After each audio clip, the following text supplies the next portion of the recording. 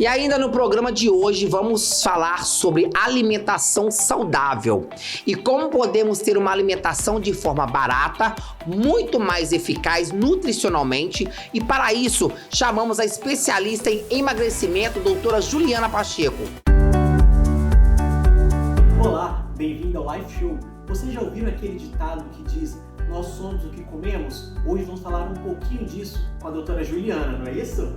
Doutora Juliana é fisioterapeuta esteta e também especialista em emagrecimento.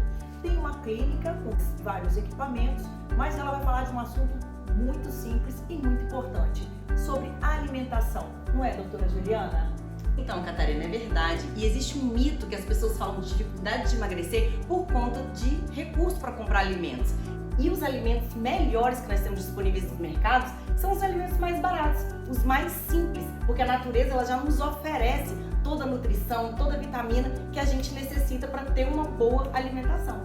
Tá rolando na internet um vídeo que até viralizou dos 3 alimentos mais importantes que a gente deve consumir, que é o ovo, a banana e a maçã. Você já viu esse vídeo? O que você me fala sobre esses 3 alimentos? Sim, verdade. O ovo, ele é o alimento que tem mais conteúdo nutricional disponível pra gente no mercado atualmente. Desculpa, o leite materno, mas a gente já não ingere leite materno, não existe para comprar um leite materno. Mas o ovo, ele é o alimento mais rico em nutrientes, realmente. A banana, ela produz serotonina, que faz o combate à depressão. Olha só que interessante.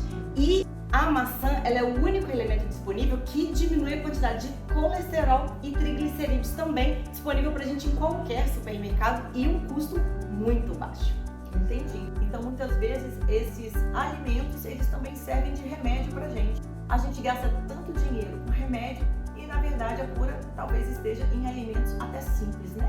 Exatamente, a cura e às vezes até a prevenção de instalação de nova doença, que é o que a gente trabalha na base. A alimentação precisa ser a base da nossa vida. E uma boa alimentação, ela nos previne de futuros problemas, inclusive de saúde. A doutora trouxe ainda são alimentos de baixo custo, e maçã, banana, ovo são coisas bem acessíveis, né? A gente falou de alimentos agora que ajudam. Existe aquele alimento que fala assim, esse não é legal? Esse não é interessante a gente ter na nossa casa? A gordura saturada, ela é a famosa margarina, né? Ela não é nem considerada alimento pela Organização Mundial de Saúde, então ela só acopla nas nossas artérias, ela não tem benefício nenhum.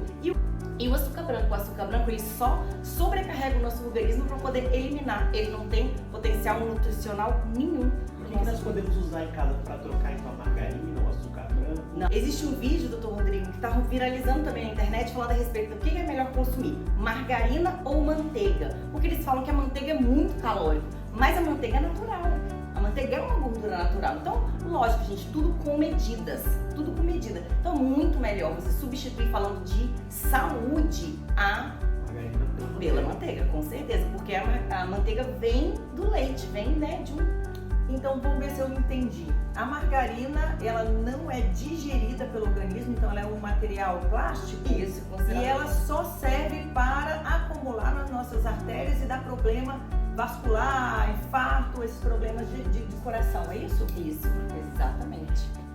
E sobre o açúcar branco, a gente pode substituir por açúcar mascavo, por exemplo? O que seria bom para substituir esse açúcar? Então, o açúcar branco, ele é um açúcar que não tem sais minerais e vitaminas nenhum. Ele é muito processado, né? A gente sabe que a cana-de-açúcar é a matéria-prima do açúcar.